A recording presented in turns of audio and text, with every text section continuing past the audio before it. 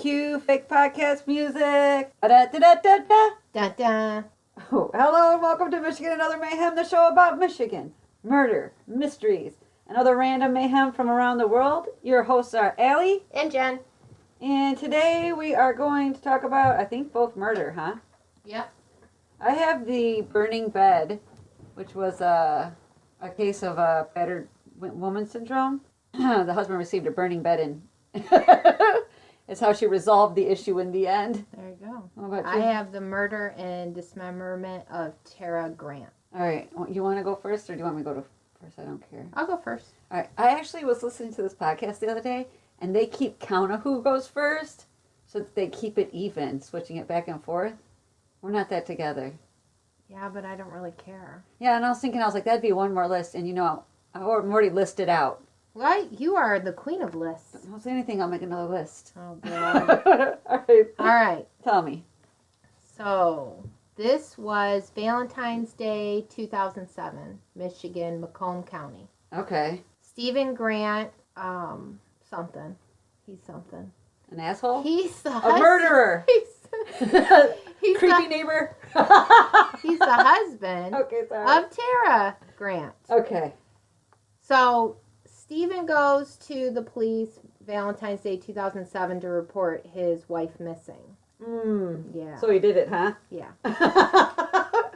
He tells them a story that they got into an argument because Tara said she was flying out for work earlier than she had told him. She works in Puerto Rico. So she flies to Puerto Rico, works, flies home on the weekends. Okay. She packed a small bag that night, left in a vehicle, and this was February 9th she left. Okay. Okay? He reported her missing to Macomb County Police Valentine's Day. So when he wasn't getting calls from Puerto Rico and stuff, didn't he? You would think. You would think. During this time, between the 9th and the 14th, Stephen had reached out to Tara's parents, her boss, looking for her. Oh, he was But looking. Yeah, but nobody had heard from her. And so he's like, let me wait a good solid 5 days and then report her missing? Yeah. Okay. The detective spoke with people Tara knew and their family au pair. I didn't even know what that was. Oh, it's a I had to look fancy, it up. isn't it a fancy nanny? It's usually a young foreign person, typically a woman, who helps with housework and childcare in exchange for room and board. That young lady was 19. Yeah. It's important to keep in mind. Does it say a young, foreign, beautiful 19-year-old girl? Yeah. Yes. The police found it was unusual behavior for Tara just to up and leave and not talk to anyone. She had children, Okay, yeah. so completely seemed to have abandoned everything. They also found that she never moved her plane ticket and never used the ticket she had. So he said she moved the plane ticket, but it was moved, but never used. It was never moved. The plane Oh, it ticket was was never- never moved. Okay, so he lied about the moving part even. She said she was going to leave her flight early, supposedly. But Not him. Yeah. And he told the police that. Yeah, because he's a lying fuckface. Yeah. So the police at this point were focused on the dark-colored vehicle that her husband had said she left in. At this point, they don't think he's a suspect whatsoever. Interesting. Yes. The husband's always did it. Well, always, especially when she's been missing, you don't report her for 5 days. Yeah, it's like kinda you're worried creepy. enough to call her parents, but not call the police. Yeah. Yeah. I wondered why her parents didn't call the police. That too. So. Good question. Stephen Grant was cooperating with police, but after the family attorney got involved, his cooperation stopped. Oh, that's a bad sign. Yeah. This made the police suspicious of the husband. The police found there was no activity on her credit cards or bank accounts. At this point, you know darn well she's murdered, but Yep. they keep saying she's alive. No, Somewhere. it's time to look for a body. The only activity was messages on her cell phone from her husband. Of course, because that's what they do. Right? They called all taxi services, car rentals, and car services for the airport. Uh-huh. No one had recorded picking up Tara from her home, and this, of course, put more suspicion on the husband. Because there was no black car because you murdered her in Yeah. her body somewhere. They wasted days. Ah. Okay? Well, you These have police- to. You have to be able to say, we checked everywhere, No. and she was not picked up. They should just start with the husband. Macomb County holds press conferences to get support from the area citizens. At the same time, the husband is holding his own press conferences. And mind you, he's not talking to the police at all. But he's holding press conferences? He's holding his own press conferences, which assisted the police because then they could analyze his demeanor, what he's saying. Yeah, and isn't that one of the things of like a psychopath? They feel like they'll never get caught. They're smarter than everybody. Yeah. Yeah. He did seem generally distraught by his wife being missing, but these conferences led to more people thinking that there was foul play Ooh. and that he had something to do with it. Okay. I mean, ultimately, it seemed at this point she had just fallen off the face of the earth. Yeah. So, Which means dead. so people started questioning his responsibility in her disappearance, and the police started surveillance on him. Oh, so they really think it's him now. Yeah. Okay. Well, and so the surveillance showed him like going to this gas station every day, picking up all 3 newspapers. You know, so he's trying to figure out what the cops what know. do the cops know. Oh, wow. So it starts to pick up steam. You know, it goes cold for a hot minute, and then a former girlfriend provides emails to the police that Stephen had sent to her just prior to Tara's disappearing. These emails were sexual and make suggestions that his wife was having an affair. This made the police question if there was a relationship with the au pair. So they believe... So he's being sexual with his ex-girlfriend. They're like, would he try the same thing with the young girl that Mhm. happens to live in his house when his wife's not around? Yep. Yeah. The young lady denied it. But it was odd because after the conversation with the cops, the company that the au pair worked for brought her back to her original country, which I think was Germany. So she left the States?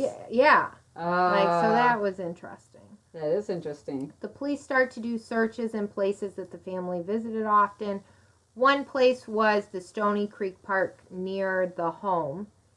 They were trying to find something to tie Stephen to the disappearance so they could get a search warrant on the house. The police didn't find anything at this point at the park. So I they think I've search been to it. Stony Creek. I think I used to like smoke pot there in the 90s. I'm like, oh my God, I've been to a place where someone was murdered. Their body. I'm sorry, their body was Their found. body. Yeah. She might have been murdered somewhere else. She was. Oh, damn. Okay, keep going. So, yeah.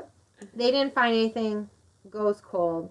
They have nothing. They continue to reach out to the community, but they're just hitting all these dead ends. They caught a break when a person was out for a walk in a nearby park. They came across a plastic bag which contained latex gloves, plastic, and blood. Oof. That's not a good combo. No. This was like right by his house. So there's the Stony Creek Park, but it's like a park outside of a park. Okay.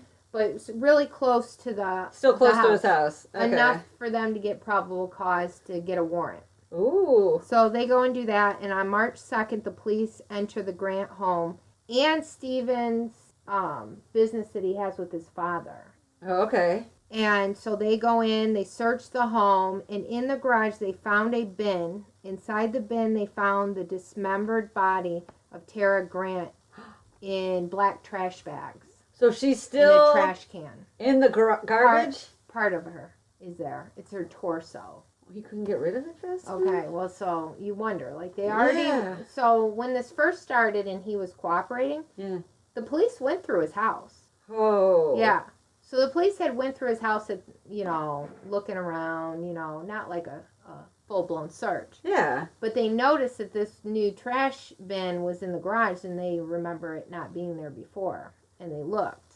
So how this happened was, oh yeah, I can't tell you that yet. Oh, that's okay. I can't tell you. You gotta wait. Okay. You gotta wait. All right, But there's all a story behind how that just reappeared. Okay. Stephen Grant was found up north at a local park 2 days after they found Tara's body. After his arrest, he admits the two of them got into a fight, and he pushed her into the wall, and she said things like, you're never going to see your children again, I'm going to get a divorce. Yeah. And he pushed her down and strangled her to death.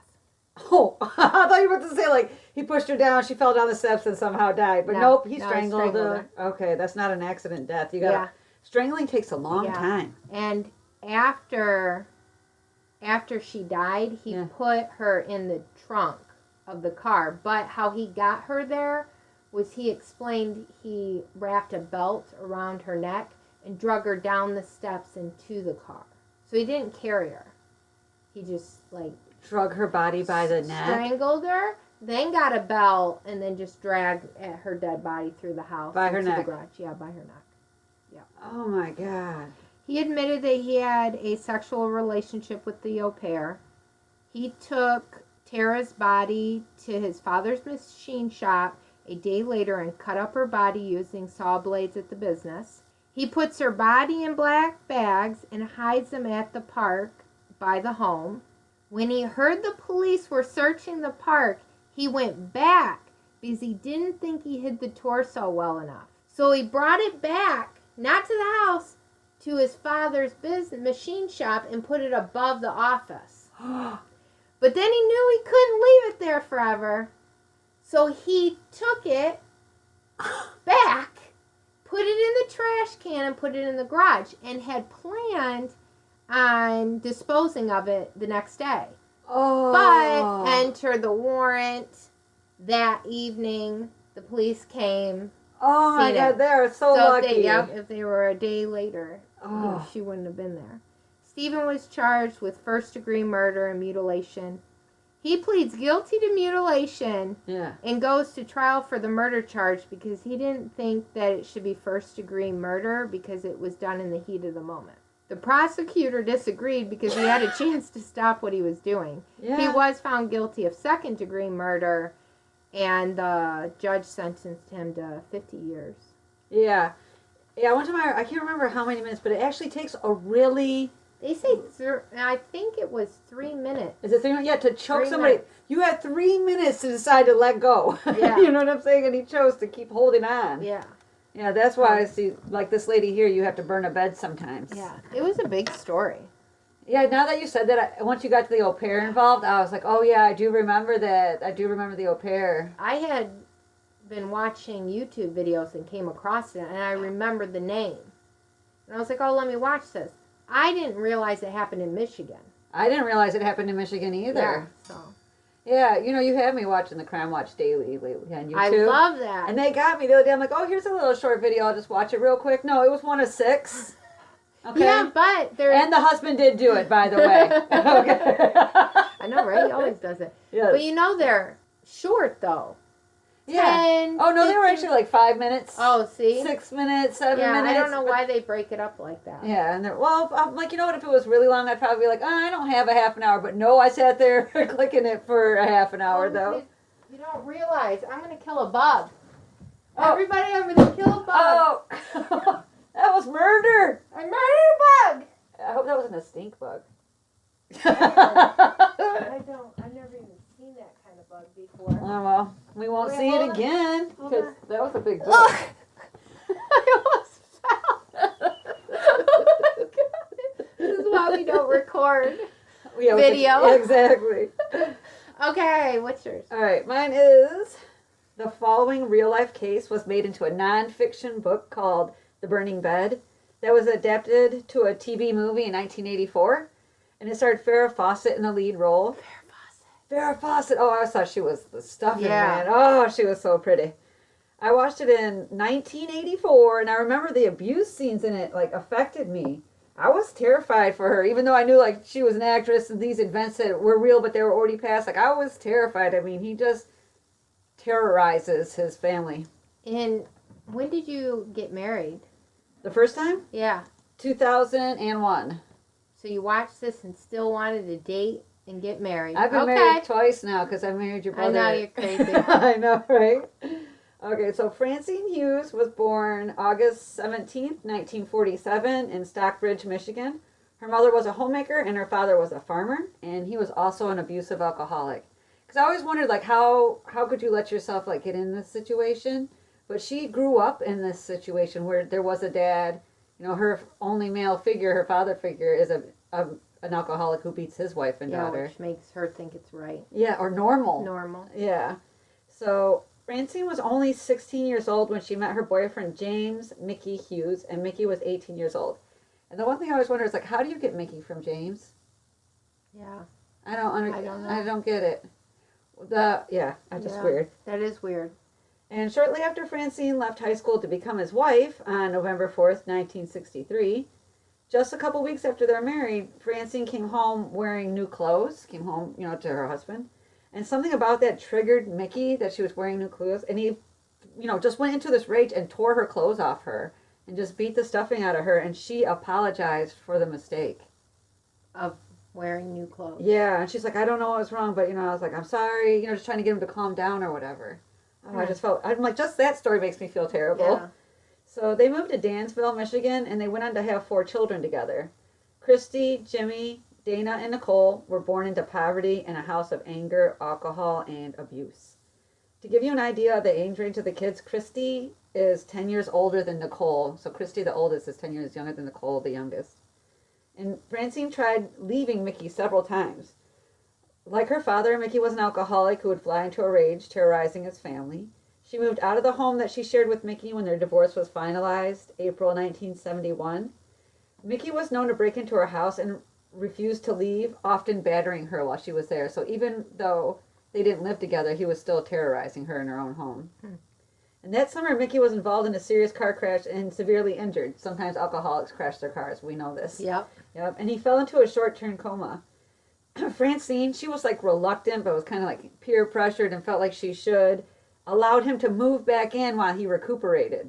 Why? They're divorced. I know, but I think it's like the mentality back in the day. I think at that point, though, Yeah. you just made a choice. Like, you left. Yeah. Well, I feel like Like, sometimes why? when you're in a cycle of abuse, even when you leave, sometimes you get pulled back in because you see that happen to people. But it always escalates. Don't worry. It gets taken care of. After the accident, Mickey refused to look for a job. He recovered from the accident and the abuse began again, but now he's escalated. And Mickey killed, I added this just to show you what type of a demon this man is. Mickey killed a kitten that belonged to one of his daughters. I'm like, you killed a kitten? Cat killer. Any type of baby animal that is killed for no reason, it just makes you automatically like demonized. Yeah. His drinking became worse as the beatings and humiliation of her became more savage. And there were times Francine would call the police for help, and sometimes she would try to escape to her parents' house. And Francine feared that if she tried to leave Mickey again or have him removed from her house, that he would kill her. So she's afraid to try to leave permanently again because he's just gone so far over the top now. Mm-hmm. But during all this turmoil, Francine was working to obtain her GED. So she's like still trying to do better, but it's like terrified of leaving this guy. In 1976, she enrolled in a secretarial course, working to find independence, so she's hoping to get a good job. Mm-hmm. So March 9th, 1977, things in the Hughes house came to a head. Francine came home from her classes to find an angry and drunk Mickey. Mickey screamed in anger, punched her, pulled her hair, and broke dishes as he raged at her. Their children hadn't eaten all day. Mickey hadn't fed them. So Francine quickly made them TV dinners. And this triggered Mickey. He called her a slut and reminds Francine that he had forbidden her from making frozen dinners. I don't know why, but now he's totally triggered. He threw the food on the floor and bent her arm behind her back to force her to the ground to clean it up. And as soon as she was done, he threw the food on the floor again. And he also rubbed it in her hair, continuing with threats of more abuse as he did it. Mickey forced Francine to burn her school books and threatened to take a sledgehammer to her car if she didn't quit school. Police came to the scene at one point during the altercation, but refused to arrest Mickey as he did not beat her in front of them. So she's been obviously beaten. Yes, but she was not beaten in front of them, so they leave him. Is that true? Yes. They did hear Mickey. This is all like from the court papers. They did hear Mickey threaten her with additional violence before they left. So he's like, when the cops leave, I'm going to give it to you worse. And they left. They're like, well, you didn't hit her in front of us, so there's nothing we can do. So they can't do anything to help someone if they don't see it. That's what a cop in 1977 just said. Yeah. Okay. So before passing out in their bed, he demanded sex from her and he rapes her. And as he slept, she gathered up the 3 children she had at home. Dana was visiting with a friend. And she had them get into their winter coats and she bundled them into the car. Francine said she heard a little voice tell her to, quote, do it, end quote. She headed back to the house and poured gasoline around her marriage bed where Mickey was sleeping off his drunken stupor and then tossed a match on it. Turning around, she walked back out of the house and got into the car with her kids. And Francine said, quote, I was calm as though I was doing an ordinary thing. I felt very light, clear-headed, free. This was the easiest thing I had ever done, end quote. And I think it's just like when you're in jail and you see the key and you're like, I'm just going to use it to let myself out. And who cares if the key is a burning bed, you know? Francine immediately drove to the Mason, Michigan police station and told them what she had done in the house. And she was charged with first-degree murder. During the trial, she was found not guilty by reason of temporary insanity. It was one of the first successful uses of the battered woman syndrome defense used in court. And this syndrome is said to often resemble PTSD, which is post-traumatic stress disorder. Well, yeah, you got your ass beat. Yeah, well, you're in this stressful Forever. environment constantly. It's like being a soldier at war. Like, you never know. You might get killed, just like a soldier at war, or you are constantly being harmed physically. So the TV movie, The Burning Bed, was a critical success. I actually even remember that, and I was like 9 at the time. Now I'm going to have to look it up. Oh, you have to watch it. And it was well received by the public. It brought domestic abuse to the spotlight. It was like credited with really helping women talk about the fact that they're being abused. And when the movie came out on TV in 1984, Mickey Hughes' mother, Flossie Hughes, refused to watch it. She claimed that Francine wasn't telling the story as it had truly happened. And even if the movie portrayed the events exactly, Flossie said she wouldn't watch it. She believed it would only upset her. Well, yeah. She's in denial. Your son was a horrible, terrible person who abused his wife and children. And killed a kitten, damn it. I mean, that's just the worst. So I do have a link to a small article and pictures of the burned home at the bottom of the show notes. So he probably was so drunk he didn't even wake up. He didn't. And then he probably actually died from, flames do kill people, but usually die from smoke inhalation first. I'm getting the feeling he probably slept through that. Yeah, I'm thinking he did. And just like woke up in hell or something. Sorry, Flossie. That's freaking crazy. Right? So you've been listening to Michigan and Other Mayhem with Allie. And Jen. Connect with us at Michigan and Other Mayhem to join the .com. MichiganOtherMayhem.com. To join the conversation, listen to the podcast, access show notes, find site links, and correct us when necessary. Rate and subscribe to our podcast on iTunes, Google Play, Anchor, and YouTube. Bye-bye now.